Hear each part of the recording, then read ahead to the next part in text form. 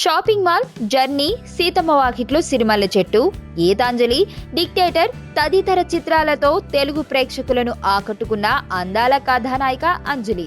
తెలుగులో అప్పుడప్పుడు నటిస్తున్నా తమిళ్లో మాత్రం వరుసగా సినిమాలు చేస్తుంది. తాజాగా జర్నీ చిత్రంలో నటించిన హీరో జైతో కలిసి ఓ చిత్రం చేస్తుంది. ఈ చిత్రాన్ని జూలై 6న ప్రారంభించనున్నారు. ఇదిలా ఉంటే జర్నీ చిత్రం చేస్తున్నప్పుడు జై, అంజలి ఇద్దరు ప్రేమలో పడ్డారని వార్తలు వచ్చాయి. ఆ తర్వాత వారి లవ్ బ్రేకప్ అయిందన్నారు. కానీ వారి లవ్ బ్రేకప్ కాలేదట. వీరిద్దరూ ఇంకా లవ్ లోనే ఉన్నారట. నిన్న అంజలి పుట్టినరోజు.